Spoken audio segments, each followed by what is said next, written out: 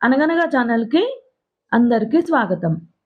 పిల్లలు, ఇప్పుడు మనం చందమామ కథల నుంచి 'గుడ్డివాడి డబ్బు' అనే ఒక కథను వినేద్దాం. ఒక గ్రామంలో ఒక నేత పనివాడు ఉంటాడు. అతను రకరకాల బట్టలు నేస్తాడనమాట. మంచి పనివంతుడు. ఊళ్ళో వాళ్ళ ఒత్తిడి అంతగా లేనప్పుడు ఖరీదైన శాలువాలు నేసి నగరానికి తీసుకెళ్ళి అమ్ముతుంటాడనమాట. ఒకసారి ఆ నేత పనివాడు ఒక అందమైన శాలువా నేసి దాన్ని ఒక సంచిలో పెట్టుకొని రాజధాని నగరానికి బయలుదేరతాడు.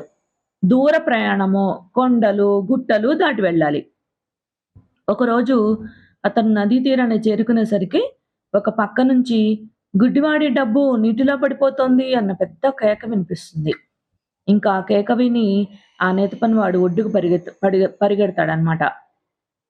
అక్కడ ఎవరూ ఉండరు. కానీ నది ఒడ్డు పెళ్ళ వరద నీటికి విరిగి పడిపోతూ ఉంటుంది. ఆ పెళ్ళలో ఒక పాతకాలపు చెంబు ఉంటుందనమాట. అయితే ఇంకా ఆ నేతవాడు ఆ చెంబును పడిపోకముందే పట్టుకుంటాడు. ఇంకా ఆ చెంబు లోపల కళ్ళు మిరుమిట్లు గొలుపుతూ బంగారు కాసులుంటాయి. వాటిని చూసి ఆ నేత పనివాడు చాలా ఆనందిస్తాడనమాట. అతను ఆ చెంబు మూతికి ఒక గుడ్డలాగా చుట్టేసి, ఇంకా తన సంచిలో పెట్టుకొని, ఆ శాలువా తీసి భుజానేసుకొని, ఆ సంచిలో ఆ చెంబు పెట్టుకొని ఇంటి ముఖం పడతాడు. అతను ఒక గ్రామం చేరేటప్పటికి బాగా చీకటి పడుతుంది. ఆ రాత్రి ఆ గ్రామంలోనే గడిపి, మర్నాడు బయలుదేరి తన గ్రామానికి వెళ్దామని చెప్పి అనుకుంటాడు. అతను ఒక ఇంటి తలుపు కొడతాడనమాట. ఇంకా ఒక ముసలామొచ్చేసి తలుపు తెరిచి, "ఎవరు నాయనా నువ్వు? ఏం కావాలి నీకు?" అని చెప్పని అడుగుతుంది. "ఈ రాత్రికి మీ వసారాలో పడుకోనివ్వండి. భోజనం గూడా పెట్టారంటే ఒక రూపాయి ఇస్తాను" అని చెప్పంటాడు నేత పనివాడు. "దానికేం భాగ్యం నాయనా" అని ఆ ముసలిది ఆ నేత పనివాని దగ్గర ఒక రూపాయి తీసుకొని అతనికి భోజనం పెట్టి వసారాలో పడుకోమంటుంది. ఇంకా అంత బంగారం తెల్లవార్లు తన వద్దనే పెట్టుకుంటే, ఇంకా ఎవరైనా కాజేయొచ్చనుకుని జెప్పి, ఆ నేత పనివాడు ఆ ముసలామెను పిలిచి, "ఈ చెంబులో ఆముదం ఉంది. దీన్ని లోపల జాగ్రత్తగా ఉంచండి. నేను రేపు ఉదయం వెళ్ళేటప్పుడు ఇద్దురు గాని" అని జెప్పి అంటాడు. "అలాగే నాయనా" అని ఆ ముసలిది అతన్ని చెంబుని తీసుకుపోయి లోపల భద్రంగా దాస్తుంది. తర్వాత ఆమె తలుపు వేసుకొని పడుకుంటుంది. ఇంకా తలవంతలప్పుగా ఆ రాత్రే ఆ ముసల్దాని కుమార్తెకి పురుడొస్తుందనమాట. ఇంకా ఇంట్లో ఆముదం కోసం చూస్తే, ఇంట్లో ఆముదం కనిపించదు. ఇంకా ఆముదం అయిపోయినట్లుంది అనుకోని, వసారాలో పడుకున్న మనిషి ఇచ్చిన చెంబులో ఆముదం ఉందని చెప్తాడు గదా! ఆ విషయం గుర్తుకొస్తుంది ఆ ముసలామెకి. ఇంకా ఆమె సంచిలో నుంచి చెంబు తీసి పై చెంబు పైకి తీసి కట్టు విప్పి చూస్తుందనమాట. ఒక రేకు మూత తీసి చూస్తే, అందులో బంగారు కాసులు కనపడి కళ్ళు చెదిరిపోతాయి. ఇంక పిల్లాడు భూమి మీద పడ్డ వేళావిశేషం అనుకోని ఆ ముసలిది ఆ కాసులన్నీ తీసి భద్రం జేస్తుంది. ఇంకా దొడ్డిదారిన వెళ్ళి పొరుగింటి వాళ్ళని లేపి ఒక సేరు ఆముదం అరువు తీసుకొని చెంబులో పట్టినంత పోసి దానికి మూత పెట్టి వాసన గట్టి సంచిలో ఉంచి మిగిలిన ఆముదాన్ని అవసరానికి ఉపయోగించుకుంటుంది. ఇంకా ఆ నేత పనివాడు మర్నాడు నిద్రలేచి ముసలామెనడిగి తన సంచి తాను తీసుకొని తిన్నగా ఇంటికెళ్ళిపోతాడు. భార్య అతని భుజాన శాలువా చూసి, "అది అమ్మకుండానే తిరిగొచ్చావేం" అని జెప్పని అడుగుతుంది.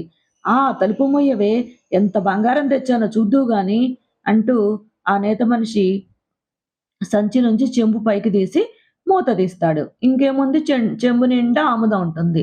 ఆ ముసలామె ఎంత పని జేసింది. ఇంక ఇది ఆమె పనే. ఆమె తప్ప ఇంకెవరు ఈ చెంబుని తాకలేదు అంటూ అతను భార్యకు జరిగిందంతా చెప్పి, నేనిప్పుడే వెళ్ళి ఆ ముసలామె అంతు తేల్చుకొస్తాను అని చెప్పి, తాను క్రితం రాత్రి బస చేస్తాడు గదా! ఆ గ్రామానికి చేరుకుంటాడనమాట. ముసలామె ఆ సాలవాడిని చూసి, "ఏం నాయనా మళ్ళీ వచ్చావు? ఏమైనా మర్చిపోయావా ఏమిటి? లేక ఈ రాత్రికి కూడా ఇక్కడే పడుకుంటావా?" అని చెప్పని అడుగుతుంది. "నా దగ్గర ఇంకో బంగారు కాసుల మూట ఉన్నదని ఆశపడుతున్నావా ఏంటి?" అని చెప్పంటాడు నేతమునివాడు. "బంగారు కాసులేమిటి నాయనా" అని చెప్పంటుంది ఆ ముసలిది అమాయకంగా. "అవును పాపం, నీకేమీ తెలీదు. నా చెంబులో కాసులన్నీ కాజేసి అందులో ఆముదం పోసిందానివి నువ్వు గాదు" అని చెప్పంటాడు ఈ నేత పనివాడు. "ఆ చెంబులో ఆముదం ఉందని నువ్వన్న మాటే గదా! ఇప్పుడందులో కాసులున్నాయని నాకు దొంగతనం అంటగడుతున్నావా?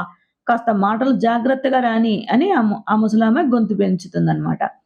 ఇంక చుట్టుపక్కల వాళ్ళందరూ పోగవుతారు. అందరూ ముసలామెనే సమర్థిస్తారనమాట. వాళ్ళలో కొందరు, "నీకు చెంబు నిండా కాసులెక్కడివి? చెంబులో కాసులు పెట్టి ఆముదమని ఎందుకు చెప్పావు? నీ వాలకం చూస్తే దొంగలాగున్నావే" అని చెప్పి ఇంక అందరూ ఇతన్ని దబాయిస్తారనమాట. తనకి ఎలాంటి సాక్ష్యము లేని చోట న్యాయం జరగదని చెప్పి ఆ నేత పనివాడు అనుకుంటుంటే ఒక స్త్రీ తనతో, "చూడు నాయనా, అసలే గుడ్డి మనవడు పుట్టాడని ఏడుస్తున్న ఆ ముసలమ్మ మీద దొంగతనం గూడా ఎందుకు పెడతావు" అని చెప్పి అంటుందనమాట. ఇంక నేత పనివాడు నిర్ఘాంతపోతాడు.